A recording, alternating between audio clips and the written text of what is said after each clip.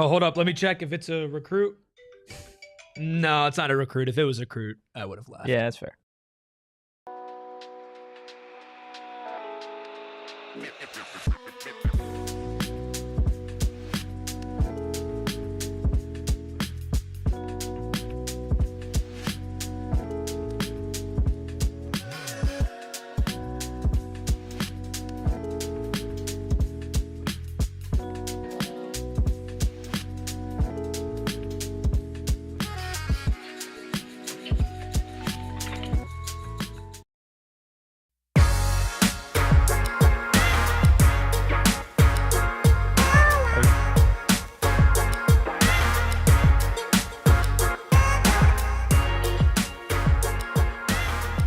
Happy Monday and welcome into the PHNX Sun Devils show presented by Branded Bills. Make sure you head to brandedbills.com and use that code BBPHNX for 15% off your first order. I'm Anthony Totri, joined as always by Senor Rubis. And of course, we've got the deli man behind the Mac making all of the magic happen. We got Rob, Lee Corso, Satan's in the chat, Emily, Sharon, Gluck. Everybody is here. Hit that like button, hit the subscribe button, drop a 5-star review wherever you get your podcasts. I know Arizona State didn't play this past week, but it feels like a victory Monday. They went up. Huge. They went up, man. I mean, victory Monday because of what happened on the show on Friday. Are you aware of what happened? I am. You had the entire tight end room. The entire room? Vibing in the chat, man. They all messaged me after they said, "Thank God Totri wasn't there." Yeah. No, that's valid. That's 100% fair. They saw fair. Ralph and they're like, "We got to pull up. We got to show up for sure." I was a full slate of guests. It was crazy. Friday. It was good stuff, It was man. a crazy show on Friday. But no, I mean, good weekend for ASU. Right? Great weekend. You don't play for a game. ASU. You move up to number 21. Now you play Utah on the road this week and you win. You're a top 20 team in the country yet again. It's a slow climb and a slow grind, and they got rewarded for a bye week, which is never bad. Can we just dip our toe in the La La Land real quick? What we did all last year. Let's just dip the big. I thought you said dip our toe in the Wawa real quick. I'm the like, Wawa. Sure. Let's dip The it in the Wawa, Zaza man. real quick. No, let's just for La La Land, just for a quick second. Mississippi State game. You win that game. They're a top 10 team in the country. Number They're a 5. top 5 team. No, yeah, they're number 5. Brutal, gross, disgusting, unfortunate. All of the words, all of the things. But see, usually La La Land's fun. It is fun. That It's fun wasn't to think about. It's fun to think about. That's not fun to think It about. is. 100% is. No, because you think about, like, think about it. We're still what we talking about missed. the same team. We're still talking about a team that has that level of talent, that has that pedigree, that has the coaching staff to be able to do that. It's just, hey, couple mistakes here or there, both by players and coaches early in the season, and now you're paying for them. But at the end of the day, to still look at it and be like, okay, this is still a team that has everything that everybody thought they would going into the year, just based off of some things that didn't go your way. You have to claw back. You have to claw back into that type of position, which honestly, like, if we want to be real about the entire situation, looking at all of the teams that have been in the top 10 this year, it might be better to just hold off. It's a curse. Hold off on being in the top 10 until a little bit later on. Well, and if we're playing Senior Spin Zone here, which I love to do. Yeah. Haven't seen Senior Spin Zone in some time. Senior Spin Zone used Welcome all back. the spin zoning up in the last Sun season. Well, he's had trouble getting his visa with everything going on. But Senior Spin Zone says that this team does a little bit better when their back is against the wall. Yeah. Right? So you win that Mississippi State game. Who knows if you attack Texas State the same, Baylor the same, TCU the same. I think you would assume that they would, but it was a wake-up call for this team. Oh, yeah. Right? And I feel like even with some of the wins, especially the win against TCU, you still had some wake-up calls when it came to some of your big deficiencies and your big problems. And you don't have Xavier Alford trip on that last play. And yeah, you're 5-0. You're in the top 10, which is great. It's also But crazy to think about. It's crazy to think about, but also at the same time, it's October, man. Like you still have a long ways to go. You have a full stretch in front of you. Arizona State still does not have a Big 12 loss. They control their own destiny. And as tough as the next 4 games are, they do seem slightly easier after what happened to Iowa State this past weekend. And then I know we got to give Cincy their credit for sure, but Iowa State is extremely banged up. I mean, we were talking about that game in Ames possibly being their biggest test of the season. Obviously, now it's looking like these next 2 weeks are going to be their biggest test. Cincinnati was favored in that game. That's how bad they were banged up. Right. Yeah. So, I mean, and again, that means that you look at these next 2 weeks, you look at Utah, you look at Texas Tech, that almost becomes even more important. Yeah. Now that Iowa State game, I'm not going to say it's less important. Every Big 12 game is important, but seemingly less stakes if Iowa State continues to go down this path that they're going to, even if it's not by choice or by play style, it's literally by the football gods. Yeah, and it is I think regardless, and Kenny brought that up today, where he was asked about the 4-game stretch that you have right now, right? Obviously, Utah on the road, a top 10 team in Texas Tech, then a Houston team that their only loss this season right now is to Texas Tech, and then Iowa State, right, who, regardless of injury, you still got to deal with Campbell and Becht, which is a hell of a quarterback head coach duo in this league. But this 4-game stretch, yes, is difficult. Is it more difficult than if we go back to starting conference play and it was the same thing, right? Oh my gosh, look at this 4-game stretch, right? It's Baylor, TCU, it's Utah, and then it's Tech, right? So I think there's going to be a point, and that'll probably change after Iowa State, where it's the next 4 games are the most crazy Big 12 stretch that any team has. Don't get me wrong, it's a crazy stretch, but it's more just about the schedule that ASU has through the start of the season, not just these 4 games. Because I know things haven't gone the way that these other teams maybe would have loved so far, but TCU and Baylor are still good football teams. I don't care what anybody says. No, they are. Arizona State, I think, has had the hardest schedule in the Big 12 up to this point. I mean, I don't know what everybody has had. What they've had off the top of my head, but it feels just looking back at week by week and everything. Yeah. I mean, Cincinnati in Big 12 play has played Kansas, Iowa State, and do they have a bye? I might not have a bye. I can check.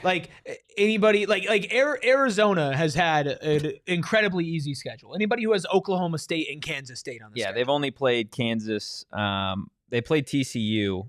Or is that that's last year? Excuse the internet.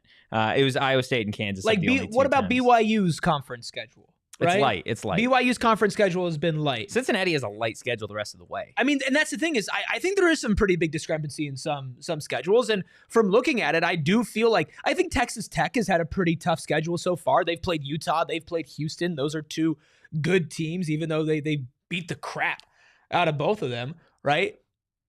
But Tech's non-con was pretty damn easy. Yeah. Right? So I would say comprehensively, Arizona State has played the toughest schedule in the Big 12. They only have 1 loss, and it was a walk-off loss on the road in SEC country, where they also took the number 15 team in the country to overtime. Yeah. Also, I will say, everyone's kind of bashing that Mississippi State got killed by A&M. They held A&M to 7 points at halftime. It was on the road. A&M's a good football team. And it was A&M's a top 10 team on the road. A&M's a great football team. That. Mississippi State played well most of that game. That's one of the best offenses in the country. Mississippi State is a really, really fun SEC team. It's unfortunate that they have the schedule that they do.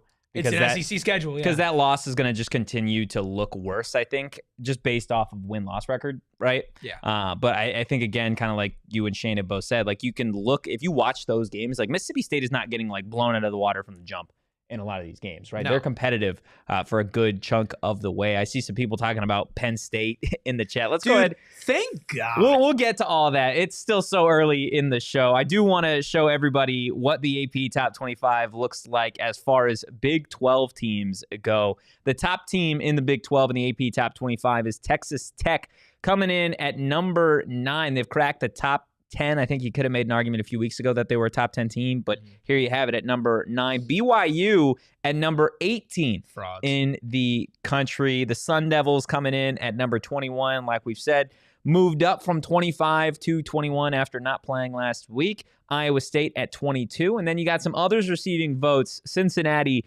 TCU, and Utah. How are we feeling about the company that Arizona State has in the AP Top 25? There's been a lot of talk about the Big 12 being a weaker conference. You got a top 10 team, you have a top 20 team, you have 2 top 25 teams, and you have the number 26 team in the country, and then you also have the number 29 team in the country as well. Half of your conference is in the top 30, right? Maybe they don't have the hard-hitting firepower that the SEC has. But this is a damn good conference. It's a fun conference. It's a fun dude. conference. It's a damn good conference. And I think that also, again, shows that Arizona State being so dominant in conference and having the longest in-conference winning streak out of anybody in college football, right? That's very impressive with how Arizona State has handled its business against the Big 12. I feel good about where the conference is as a whole. I think Iowa State losing is tough, but I just don't think that at the end of the season, Iowa State's going to be among this conversation because of things that are out of their control. Injuries. Every single year, there's a team that goes through that. Both of their starting corners are done. Yeah. Their running back got injured during that game. And I think Cincinnati's a good football team. I think Cincinnati could certainly, I think they could certainly end up ranked, which is not what a lot of us expected going into the season. Right. And so I feel good about this conference as a whole, especially because you look at Utah's only loss this season came to Texas Tech, who's a top 10 team. So you could argue that maybe Utah should have a better shot at being in the top 25 than 29. Right. You look at Houston. Houston's only loss on the season was to a top 10 team, right, in Texas Tech. So when you look at some of the players in the Big 12 and who they've lost to as well, you don't have a lot of really terrible losses. No. Right? Like Iowa State, who was, near the top of the Big 12, loses to Cincinnati, who's almost a ranked team and probably will be ranked if they pick up another. They should be ranked. If you look at their schedule the next few weeks, they've got UCF and then Oklahoma State next after those Oklahoma two. State's not even a football team. No, they're not. So Cincinnati should have a cakewalk the next 2 weeks, and then it gets interesting. Then they're at home against Baylor, then they're at Utah. Those are realistically their only two games. I mean, they've got BYU and TCU toward the end of the year. I don't believe in BYU. I don't either. I'm with you. I think there are a lot of people that are super split on BYU. Either you are in the camp that BYU gets disrespected and they're this and they're that and they're the other, or you're in the camp that you and I are in that it's like BYU, they're fine. They're good. They're fine. They're not a top 15 team in the country. They're a good football team. Yeah. I will say that they are not a bad football team. They are not a bottom of the Big 12 football team. I love how they're coached. I think Bear Bachmeier has done everything that he could do as a freshman quarterback. LJ Martin is a really good running back. They have a lot of talent. They've played well. You talk about the crown of playing literally nobody. Their best win of the season is beating a bad Colorado team, and they barely beat them. Well, barely. They don't play anybody this week either. They got the Wildcats this week. So it's a whole lot of nothing. And then you get a game. Then you get Utah. That'll be a massive at BYU. At BYU. That'll be a huge game in this conference. I think they're good. I think they're good, and they're probably going to end up being ranked. What did we see last year? They were a top 6 team in the country. Yeah. And they fell off the map. They do have, after Arizona, they do have an interesting stretch because they'll be at home against Utah. Then they're at Iowa State, which, again, I get they're injured on defense, but they still look like a good team. Then they're at Tech, then home against TCU, then at Cincinnati. That's a tough 5-game stretch. That's one of the tougher stretches that we've seen. Yeah, but if you're for real, if you're legit, if you're a top 15 team in the country, go 4-1 in that stretch. Yeah, I think the wheels are going to fall off. Yeah, I do too. I mean, if they go 4-1 in that stretch, they're a top 10 team in the country. Yeah, but no, not if they're 4-1 It depends. Well, it depends. If they're 4-1 and they only have one loss on the season, they're not a top 10 team in the country. Absolutely not. It also depends when they lose. Depends when they lose, who they lose to. If you go lose to BYU, they are BYU. Or if they lose to Utah, let's say they beat Arizona, they're number 15 in the country, whatever. Then they lose to Utah. We're talking about the number 22 team in the country again. Okay. And then if you beat Texas Tech, and you beat Cincinnati, and you beat Iowa State, we'll see if Iowa State's ranked at that point. And then one more, TCU said? TCU. I don't know if they're top 10. Well, it depends on how good Tech is at that point. It also depends what's going on in the rest of the top 10. No, I mean, but okay, but I think the fact that we can have conversations like this is good about the state of the conference. Yeah, in for general. sure. And again, it's a good point for Arizona State. If Arizona State can continue their dominance, right? If they can win this weekend at Rice-Eccles, and then they can win at home against Texas Tech, which, by the way, that kickoff is at 1 p.m. local time. Day game. Do we like it? I don't mind it. I think a lot of people wanted game day or big noon. I don't think I think they alter those when they decide. Yeah, I think so too. I don't think it is decided. I could be wrong. Chat, let me know. But I don't think that rules them out. I like it.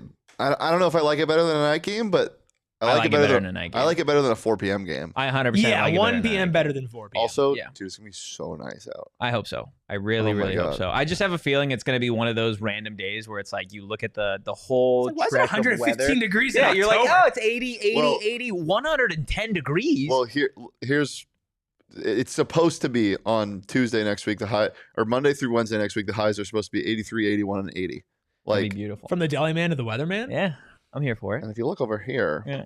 whoa, See a nice mean salami. what? Yeah, you're the deli man. The deli I weatherman. hated that a lot. You didn't like You see a that? nice No, mean actually, salami I over hated that here? Oh my goodness. Wes Anyway. Beasy says, I love our schedule. We think we deserve to be back in the Big 12.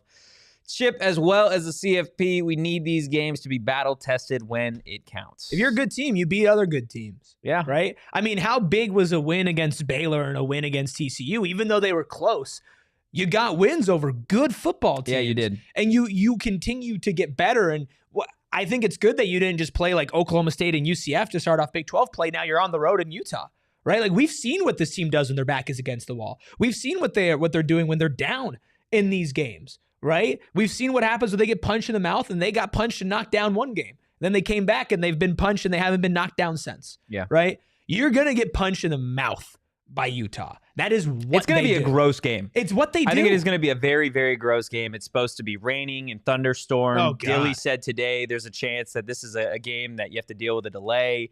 There's a chance this game doesn't kick off till 10 o'clock Utah time. Okay, Stop let's it. just That's chill. what Dilly said. Let's just calm It's what down. Why Dilly would you said. do that? Why It's would just- Dilly said? I don't know. Well, don't say why would I do this. Why would no you such relay thing. the message? I did no such didn't thing. say- The weather, not only is it supposed to be rainy and gross, the low is like 40. Ooh. Cold. Good thing we Cold, have a quarterback that rainy. can run. You know, Stinky. you know what's gonna hurt? People trying to tackle Raleek Brown. Yeah. Oh, it's gonna hurt. That's going to them hurt. so It's also bad. going to make it really difficult to try and tackle Jordyn Tyson and Sam Leavitt. Yeah. Dude, like- Sam's gonna have a nasty spin move, and the rain's Another gonna one? be in it. Oh, it's gonna Yeah. be nice. You've already come up with it. It's in your just head. already in You're my like, this head. YouTube short is going to go crazy. It's gonna go nuts. Oh my goodness. Guys, hit that like button, hit the subscribe button, drop a 5-star review. Again, wherever you get your podcast, still a ton to talk about. I do want to talk about what's gone on in the top 10, most recently with Texas and Penn State, before we take a deeper look as to how the Sun Devils match up on offense and defense against Utah. We're going to do that more on the other side of this quick break.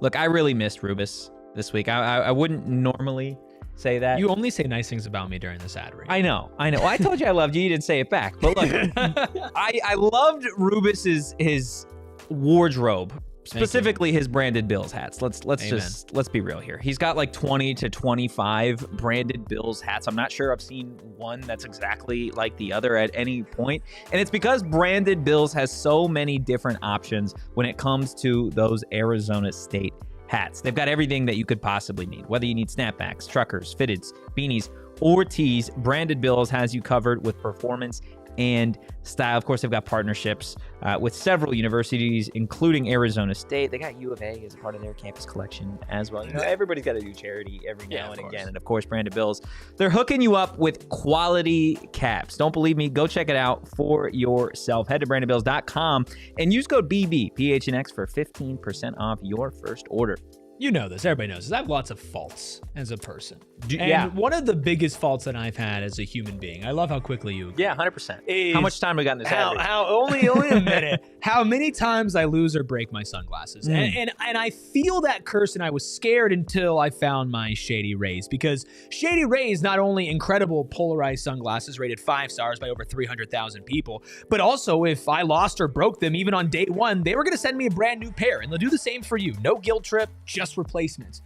The thing is, since I got my pair of Shady Rays over a year ago, I haven't lost them. I haven't broken Huge. them. And that is maybe the best streak I've ever had in my life. And I think just deep down, I just know how good they are. And I just don't want to give them up. And right now, we've teamed up with Shady Rays to bring you an exclusive offer. Head to shadyrays.com. Use code PHNX for 35%. That's crazy.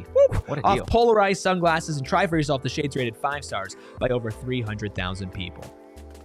Little Nice says, I wish the big games were on TNT. I do too. Dude, the TNT broadcast. They're great. They're great. We've only had one this year, right? They're great. Yeah, that's the only one that I've seen for ASU. I And think all the other it's ones have just been so good. ESPN, Fox, whatever.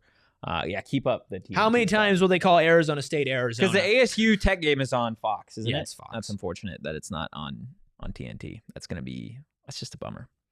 Yes, Aaron, there is rain in the forecast for Saturday's game. We'll make sure to keep you guys updated on what the weather is going to look like, on top of the fact that we've got some injury updates as well from Dilly today. Everybody, Jalen Moss is going to be back. Shane's guy is back. Shane's guy's back. He's your guy. When did he become? He was more Totri's guy. He's more so been my guy. Yeah. No, but you've been like really worried about him. Yeah. Yeah, he's just a good person though. Shane's just, he's Good guy. Good guy. It was Dieth? pure selfishness. pure selfishness. Not a because- good. No, because I was worried that he was not going to play a game. Well, he's back. NAU. Yeah. According to Dilly, he is going to be back for this. Hopefully he can still Utah Just in game. time for the rain game. Zach Swanson could be out. Xavier Alford is still going to be out against Utah as well. So immediately hoping that you get Alford and Swanson back for the Texas Tech game. You're going to need hopefully everybody back by that Texas Tech game. But good sign to have Jalen Moss back in this Arizona State offense. Maybe that solves some of the red zone issues and opens things up. But you're finally going to get your conference look at what Jalen Moss looks like in this offense, and hopefully you found a consistent wide receiver too. You hope so, right? Plus, you hope that Jalen Moss has had time on the sidelines watching. I'm not saying he didn't understand the playbook, but like getting more familiar with the playbook. It's his first season here, and really kind of watching and seeing what this offense needed, seeing Sam Leavitt's in-game tendencies and when he targets, and maybe what position he might need to fill as that number 2 receiver. So I'm excited. I am going to be hesitant on putting expectations on him. Yes, because of the conditions of the game. I don't know how often they're going to throw the ball and how often that's not going to be to a guy named Jordyn Tyson. And also, it's his first real game in the system, and it's on the road in Utah against a pretty shut-down defense. So hopefully he gets a look. Hopefully we can see him play. But I don't really know what to expect out of Jalen Moss in this game. Hopefully catches and touchdowns. That's what I would like to expect. I think though that like he's the type of receiver you'd want in a game like this. Like, I mean, they're gonna lean more heavy on a West Coast style passing offense. If anything, they're not gonna air the ball out a bunch if it's raining. Yeah. And so having a slot guy like Jalen Moss, it's really important. I think more so, like, not even in the verticality of the offense and like opening it up. Just I think Jalen Moss is such a unique talent when it comes to like sitting in holes in the back of zone defense, like just being able to get open. Reminds me of like a 3rd and 5. Like he's just the type of guy that you lean on in like a 3rd and 5, right? Yeah. 3rd and 5, they're bracketing Tyson. You need somebody to sit at the sticks and get open. I trust Jalen Moss, right? Jalen Moss is not the type of guy that you look at the box score at the end of the game and you're like, man, he had 6 catches for $170, 2 touchdowns. He's the type of guy where it's like he had 3 catches for 50 yards, maybe a touchdown, but all 3 of those catches were instrumental in Arizona State's offense continuing a drive, right? Like he's that type of person. I think he's somebody that you can really lean on. With teams showing so much attention to Jordyn Tyson, not just Tyson, but Raleek Brown as well in the backfield. I think it's more so if you're an ASU fan, just be excited you have another talented weapon out there. I know the injury stuff hasn't been what you'd want to see, but at the end of the day, Jalen Moss has played a lot of college football, and he's been really good at it. Yeah. So to get him back is huge. Obviously, Alford, not having him still hurts. Along with Zach Swanson in terms of what that does for your depth in the front 7 of the defense. Any word on Montana? No word on Montana as it stands right now. Dilly usually knows more a little bit later on in the week, so hopefully we get an injury update either Tuesday or Wednesday. If not, you'll get the first injury report on Wednesday. So we'll see. I have an unfair question for you. You have an unfair I'm going to put question. you in a really unfair position. That's Is that okay? fantastic. Okay. Yeah, go ahead. 3rd and 4. 3rd and 4. You need somebody to catch the ball not named Jordyn Tyson. Mm-hmm. Are you picking Shimon or Moss? Are those my only options? Those are your only 2 options. I'm picking Jalen Moss. Okay. I'm picking Jalen Shane? Moss. Saturday? This Saturday. Probably Shimon. I'm going with Shimon this That's Saturday. totally fair. Well, I get it. You guys are a little biased. You had Shimon in the chat on Friday. Don't be salty that you were I'm here. not salty, bro. Do I just need 4 or like can I score a touchdown maybe? No, I mean, Because like if I can score a Can I touchdown, score a touchdown? Maybe. you need 4, but you can do whatever yeah, you like to Jalen get Moss that is one of those receivers that is going to catch the ball and then turn the way that the defender's not expecting, and then he's gone. Yeah. And that's 6. Jalen Moss. Final answer.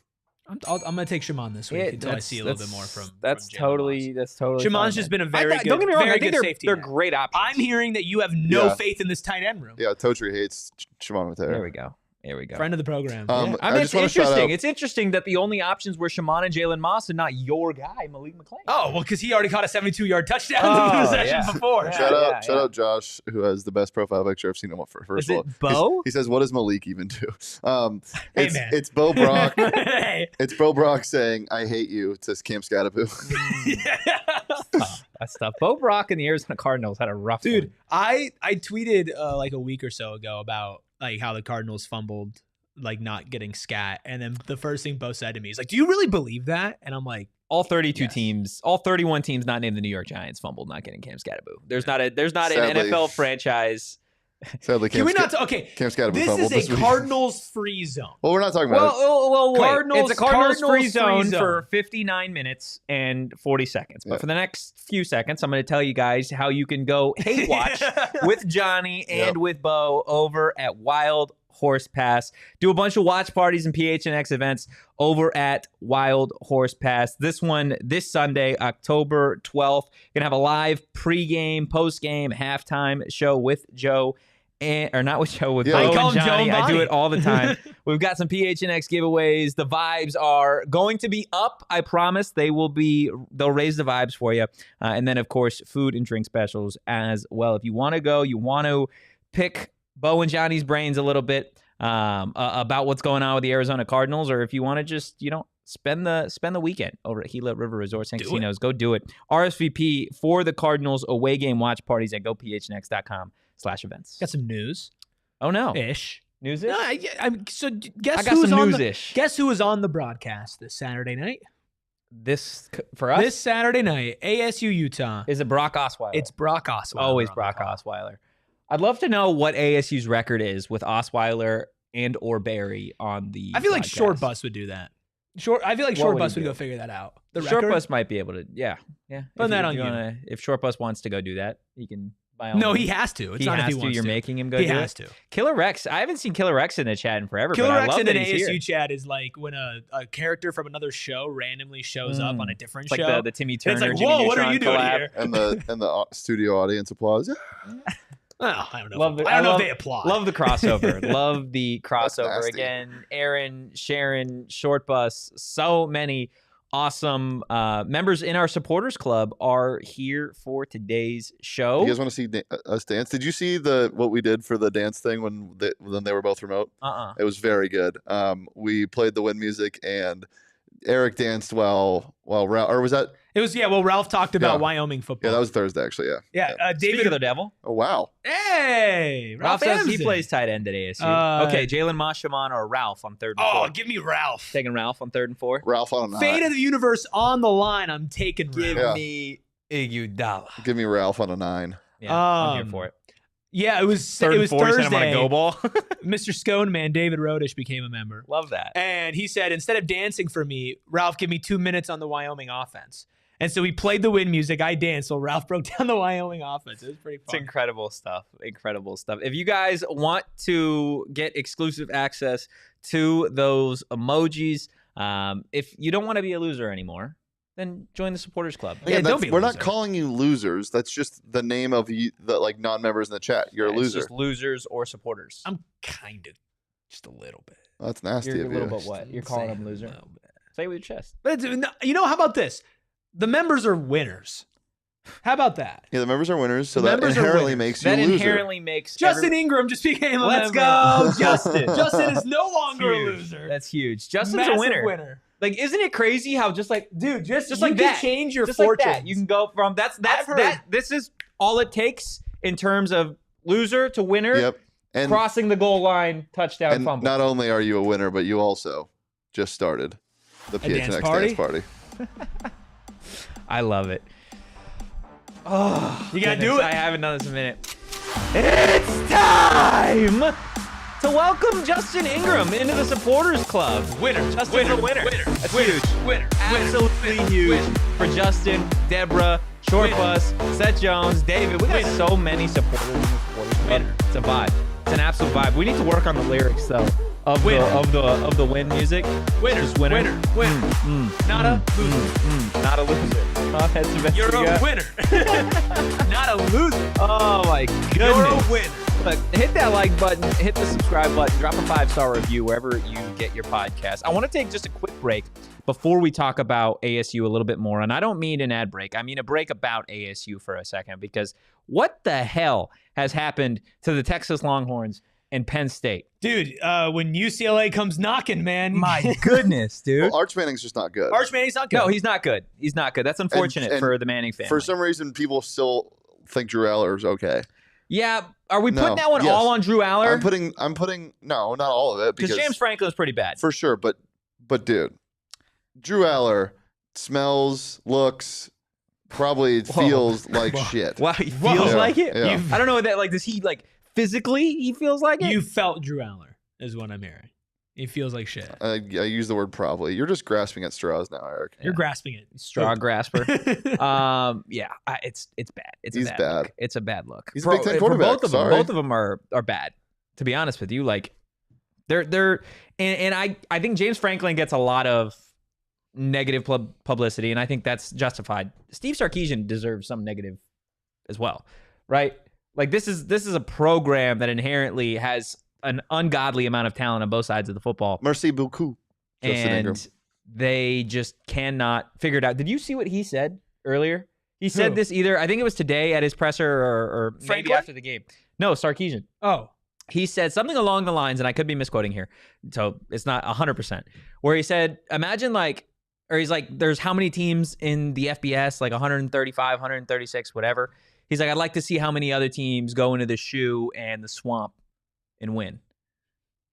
Bro, you're Texas. Yeah, bro, you're literally Texas. You were the What are you- preseason number 1 ranked team in the country. You are those teams, right or wrong? Like, You were the number 1 team. Penn State was the number 2 team in the country. there's zero excuse. They were 1 and 2. There's zero excuse for falling flat on your face to start the season. And yeah, they don't deserve to be in the top 25. And I'm glad that they're not. I'm glad. Because a lot of people thought they were still going to be in there. Lost to UCLA, dog. Dude, UCLA stinks. Did you see how many people were at that game? Nobody. There was maybe 17. Definitely people. more than the U of All A game, 17 but, rushed the field Yeah, afterwards. dude, there was nobody Bad, there. bad. Will gets it. USF went into the swamp and won. Well, USF Texas is better can't. than Texas. Yeah, I mean, one team is ranked. One That would team be is so not. funny if he said that and a reporter goes, Coach, I don't know if you missed it. USF. University of South Florida.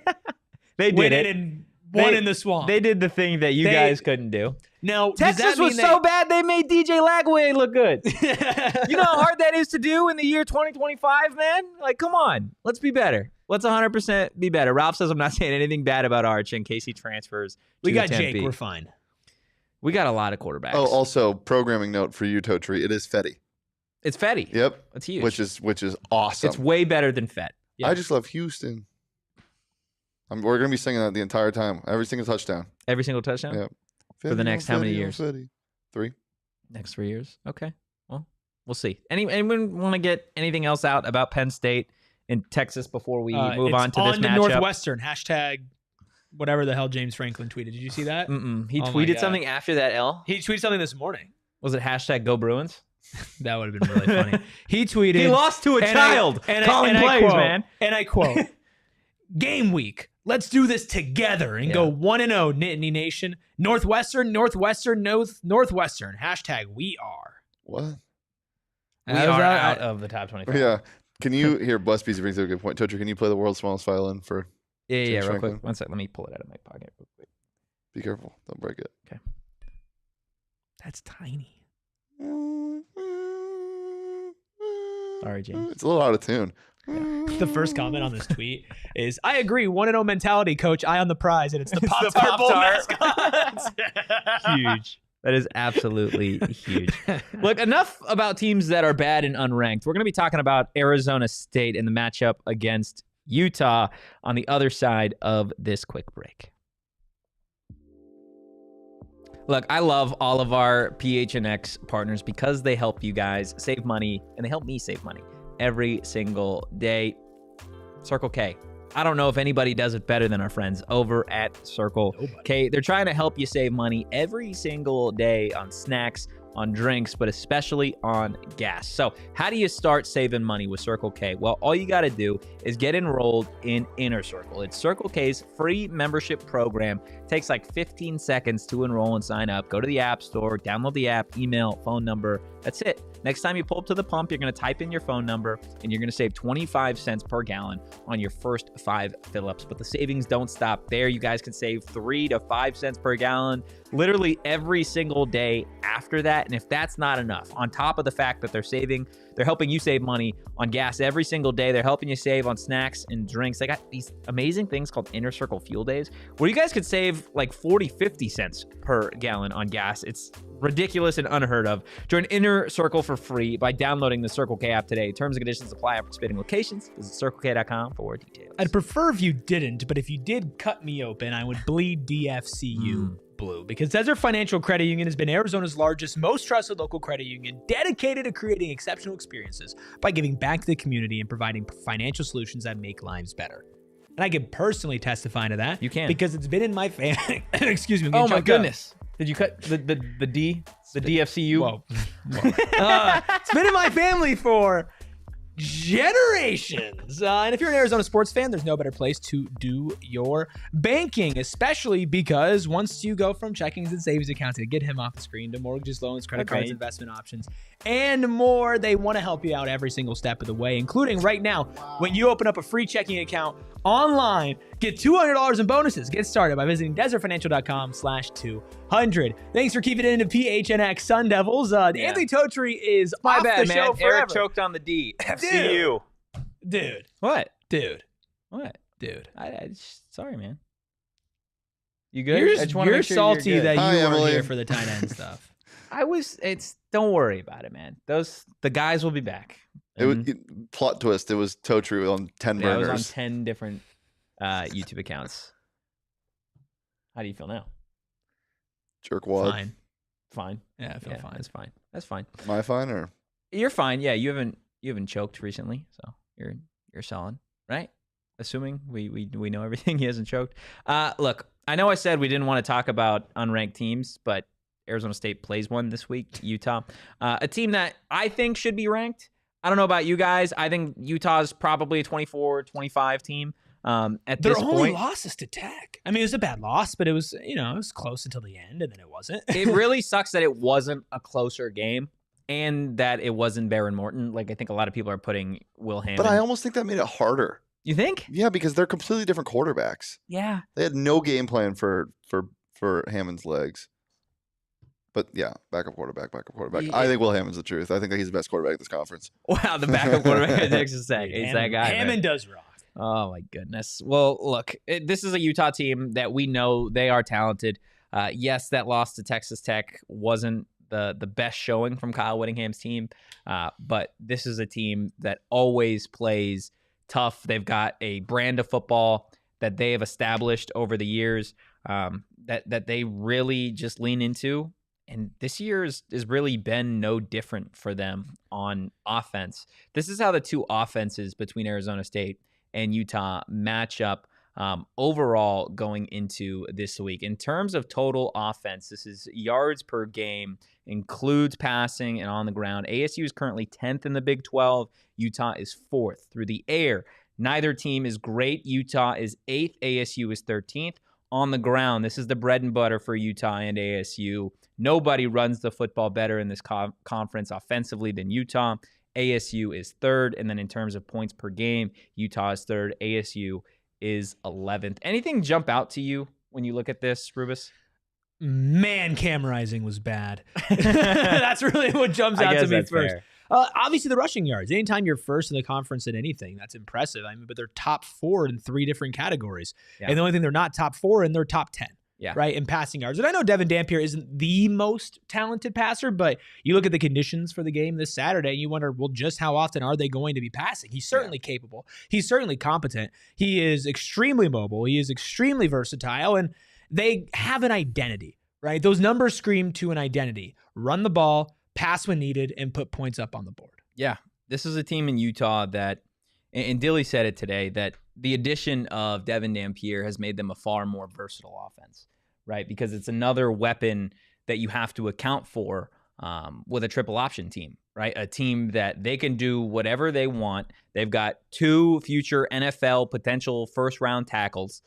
They've got a really dynamic quarterback. They run the football well. They're tough. They're difficult to play when they're at home. Like, this is like a very, very difficult matchup, as difficult as you could probably get in this conference for ASU against an unranked team. Can I be a little nasty? You could be a little nasty. Is it legal though? Yeah. Okay.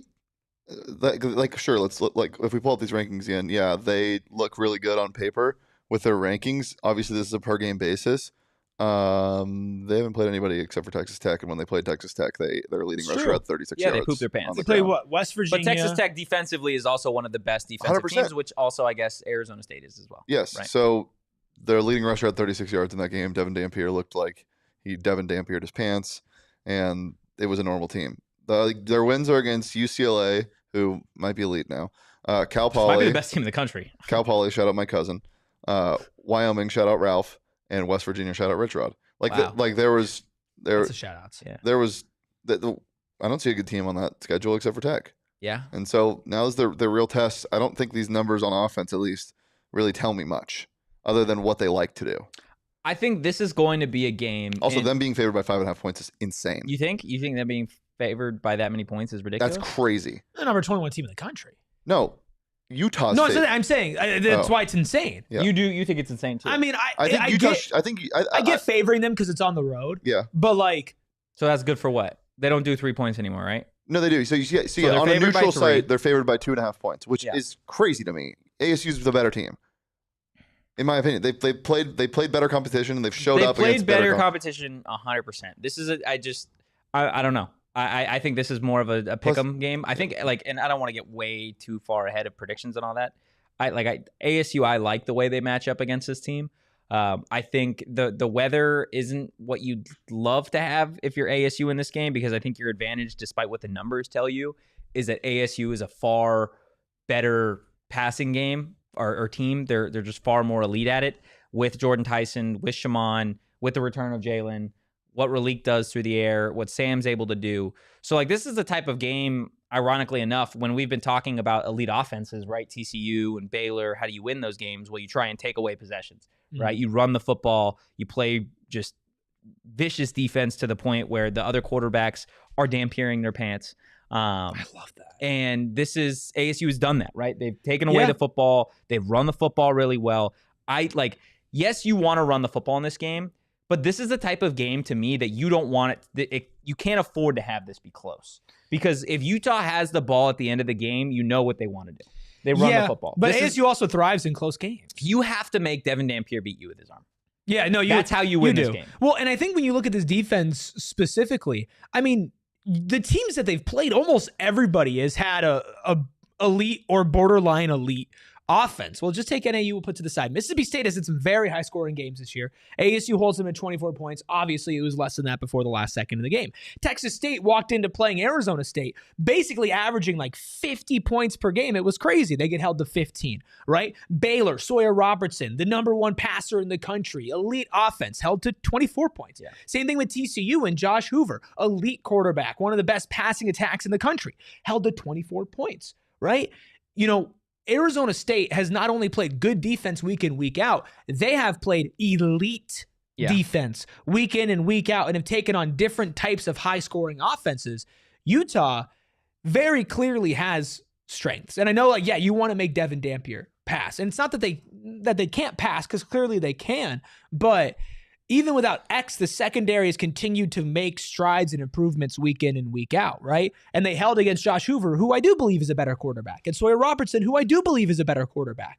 And they were able to hold out. Quarterbacks. Are they better athletes? No, but again, that's different. And I do think this ASU run defense, the defensive line, has been the best singular part of this defense so far, right? So I'm not going to say I'm not worried about Devin Dampier's legs, because I am, but I think as far as how this defense is built, you're not going to have your safeties and your corners tested as much as you have against Hoover and Sawyer, and your defensive line is going to be able to get pressure, get to the ball. And I think they're going to force Dampier to make some plays, and I think he'll make some, but can he make enough? We'll have to see. Yeah, that's the question, right? Let's see. There is Alex in chat says ASU can't fall behind early to Utah. Yeah, like every game. This is a game that you have to start quick, right? We said that last week too.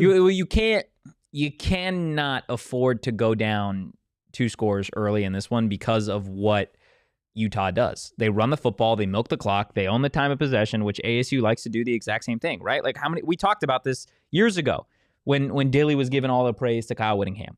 Utah is what Dilly wants ASU to be. Yeah. Right? A team that is tough as nails, that plays ridiculous defense, that makes you one-dimensional, forces turnovers, and runs the football, opens it up with the play action, and beats you.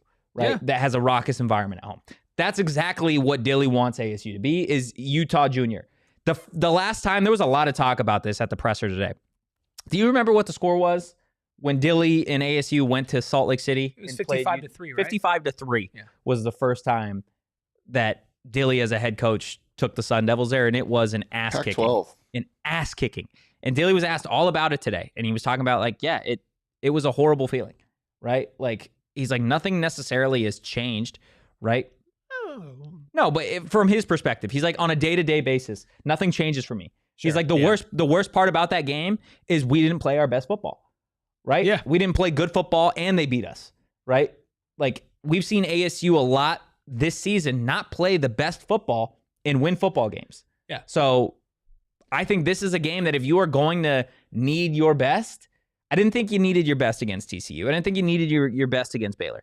You need your best against this type of team that is it's a juggernaut, and we'll look at the defense here in a second, but like this is a game that you are going to really learn about this ASU pass rush, I think. Yeah. Well, and before we get to the defense, just to one last thing on the offense about this game and playing your best. You're right. They didn't need their best to beat TCU because they sure as hell didn't have it in the red zone. Yeah. Right. This is a massive red test zone game for Arizona State's offense. You've had a week off. You're on the road against one of the best defenses in the Big 12, one of the most physical defenses in the Big 12.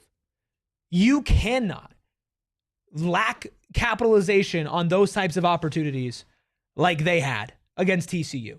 Yeah. You just can't do that. You're not at home, right? And you're playing a really, really good team. I think this is the hardest game they've had so far this year. Yeah. I think next week will be the hardest that they have all year. But so far, this is it, right? And you are set up perfectly. You know exactly what you need to fix. You saw your problems, but you saw the wins and you stacked them before that. You're not trying to prove yourself. You're not trying to claw back and get your way, above 500 in the Big 12. No, you're 2-0 in the Big 12. You didn't play great games. You have clear weaknesses that you've needed to improve and work on, and you've had a week to work on them. Yeah. Like, this is going to say a lot about what this offense is made of, especially in the red zone this week against Utah.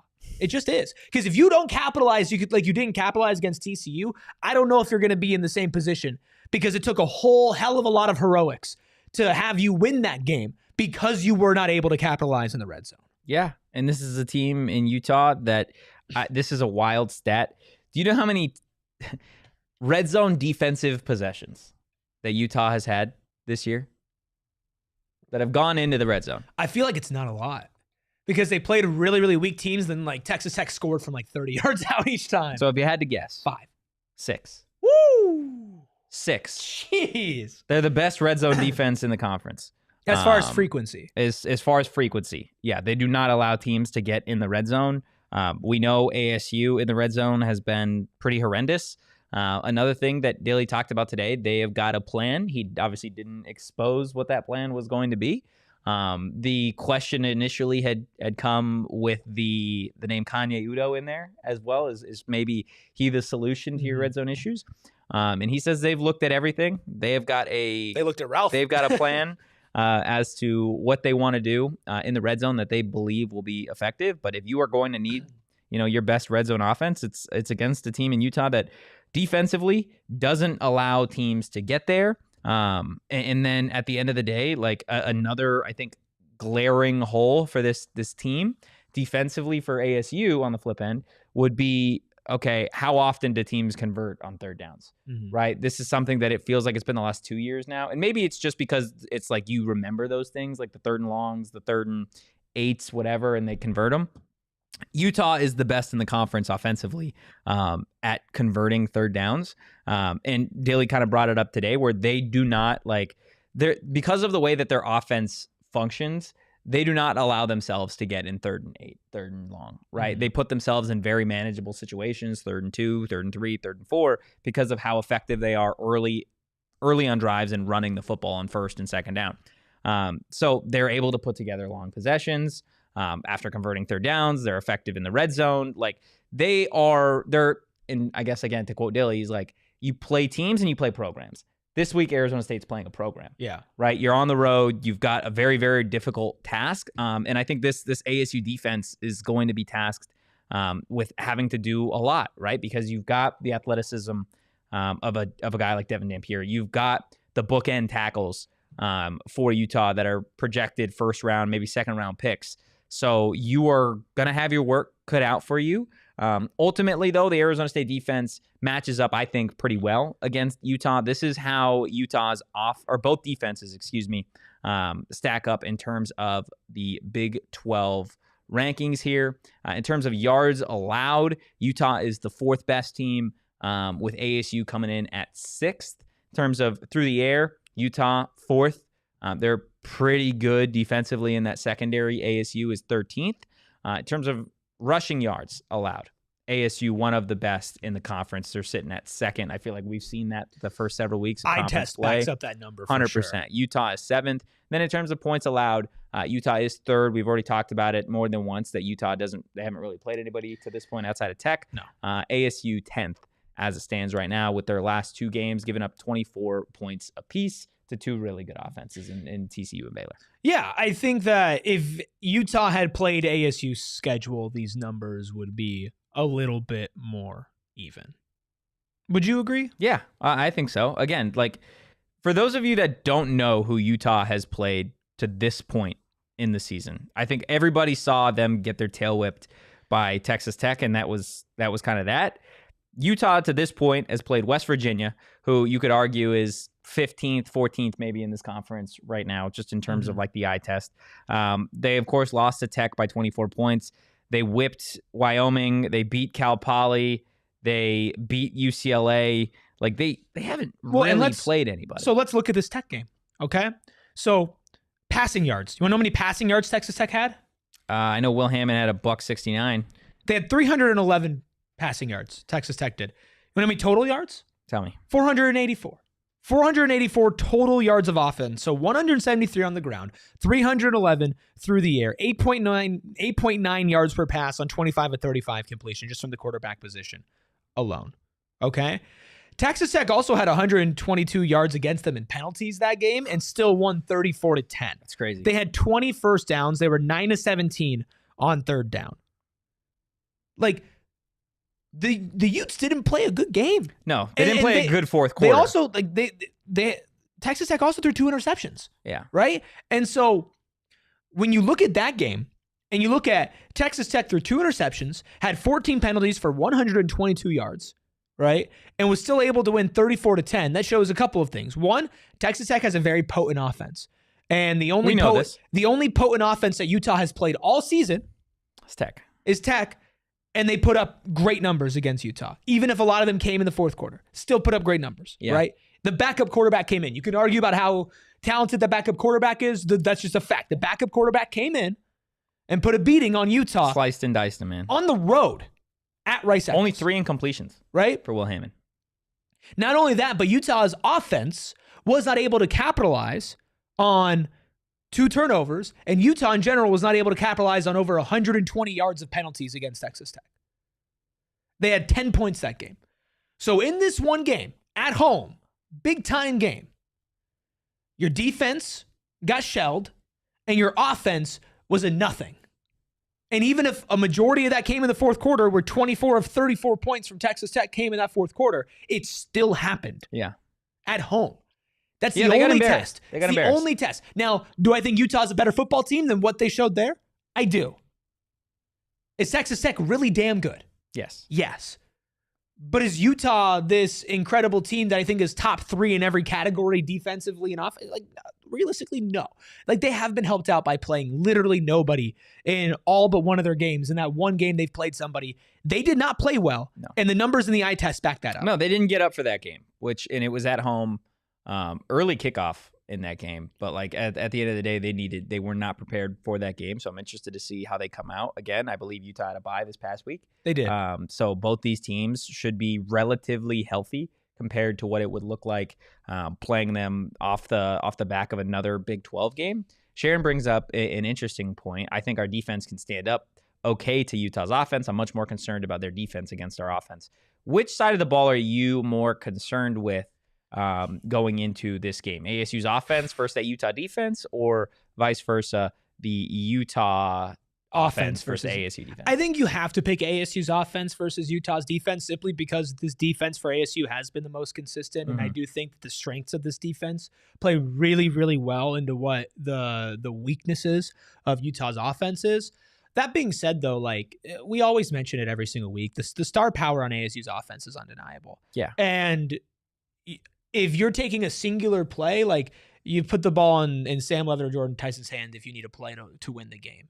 And so would I say I'm worried against Utah's defense? I wouldn't necessarily say I'm worried, but I'm intrigued. Yeah, I'm intrigued as to what are they going to do against a smash mouth football team on offense, because this is the best defense that they have played so far this year. And it's on the road, and it's going to be raining, right? So what do you do offensively? I think that's fascinating. You're going to learn a lot about this team, this ASU team, and I think you're going to learn a lot about Utah as well, because this is a game that Utah needs.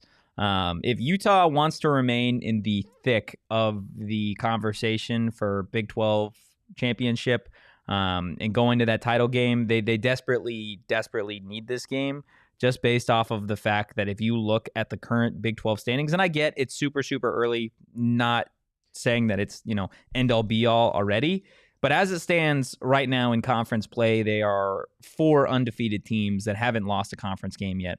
BYU, Texas Tech, ASU, and Cincinnati. Then there are 3 teams that are 2-1 in conference play, and that's Iowa State, Baylor, and Kansas, and then Kansas. And then after that, there is a handful of teams that are currently 1-1. Arizona, Houston, TCU, and Utah. If Utah drops this game, we're talking about a team that is now going to be 1-2 in conference to ASU's 3-0, with ASU having the head-to-head tiebreaker. And Texas Tech. And the Texas Tech loss already hurts Utah. Yeah. Utah needs this game if they are going to stay in this conversation. And on the flip side, for ASU to get this win over Utah, what that could do in terms of sparking you the rest of the way, right? Like playing Tech after that, then playing Houston, playing Iowa State. Like this could be the game that we all look back to at the end of the year and be like, hey, remember in 2024 was the BYU game? This Utah game came earlier in the season, but man, it really sparked the Sun Devils through the rest of that stretch. Guys, I do want to let you know, if you are watching on TV, the party always continues at gophnx.com. We are in overtime, but Rubus, both these teams desperately need this game, considering that Texas Tech doesn't appear to be slowing down at any point. Sure, and I think when you look at a spark, especially considering if ASU wins, can they be dominant in this game? Can they fix some of the issues that have been plaguing them? Because if they do not, then the confidence level, even if let's say they beat Utah, right? But it's not a convincing win. Let's say they beat Utah kind of like they beat TCU, last second heroics, red zone issues, right? Like need big plays in the defense. We're going to party. We're going to have fun. Oh, if they win, I don't care how you win. No, for sure. But then once that dust is settled and we're sitting here a week from now on next Monday, and you start looking ahead to Texas Tech, who will be a top 10 team in the country, you say it's impossible to beat Texas Tech if these problems that have been there in the red zone and whatnot persist against Texas Tech. You don't capitalize against opportunities against a top 10 team in the country, you're losing to a top 10 team in the country. Yeah. That's just the way that it's going to be. So this is a big opportunity when you look at Spark and Springboard or whatever thing you want to use for Utah. You go into this game against Utah, you beat the crap out of them, right? You fix your red zone issues, you get your confidence, and then you are walking into next week feeling like you are playing with your hair lit on fire and you are ready to take on a top 10 team in the country at home in a day game on national TV, right? That could be that spark. Yeah. It could also be a Devin Dampier on the spark, man, because if they go out into this game and they show the same problems and then they fall flat, or weird shit happens in Utah, which happens all the time. Yeah. Like a night game. Not even in football. Just weird shit happens all the time in Utah. It's fair. Like a 7:15 kickoff in Rice-Eccles Stadium. Some of the weirdest football games that have ever been played have happened under those conditions. Sign me up, man. So it's like you walk out of this weekend not fixing the things you need to fix, or Utah gets a fluke win or whatever. I'm not saying the season's over, because it's not. It's your first Big 12 loss, and you play the best team in the conference next week. You can redeem yourself. But that's a big difference to where you go in here, you beat the crap out of Utah, you fix your problems, and you're feeling really good going up against Tech. You win this week, you're feeling really, really good about the rest of your 2025 season. Banshee says, I would say this game more closely aligns to the K-State game last year. You're right. I think that is probably that's a better comp than the BYU game. Just because it was on the road. I believe that followed a Kansas State bye week too. So yeah, you're going to need ASU to come out fast the same way that they did in that game. I mean, they had an interception on Avery Johnson in the first series of that game and then went and scored. You need that in this game if you are going to come out with a win. But plenty of discussion still to be had about Arizona State, about Utah, about the conference, what this all means.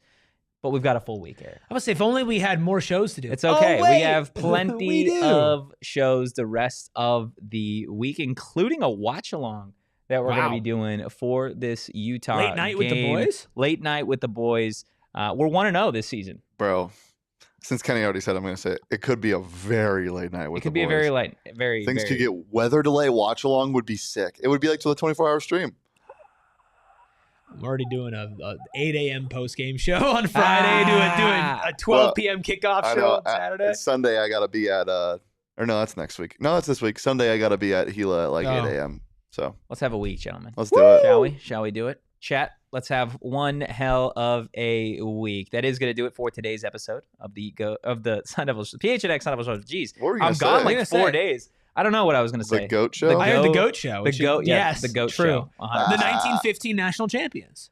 Ralph says, oh, is that late for you guys? Ralph, I was tucked into my bed at 9:07 p.m. Yeah, same. Last night. See, no, I'm not like that. But yeah, I need sleep. No, I'm a late night guy. Late night guy? I would much rather. Then you're going to be ready to rock. I'd much rather have a 10 o'clock kickoff than the Suns-China game on Friday that tips off at 5 a.m. Dude, I love morning games. Dude, 5 a.m. preseason basketball is so gross. That's not real, though. That's so gross. Well, it's real for me. If you enjoy today's content, give the show a follow.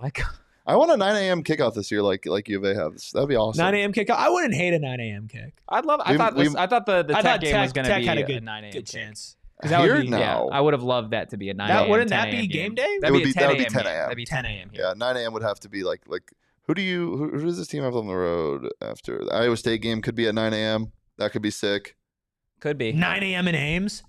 That's a great album. It's a horrible Drake song. Yeah, 9 a.m. in Ames. I heard the water's real clear. There's no features on that. There's no feature. Matt Campbell, he is the feature. No.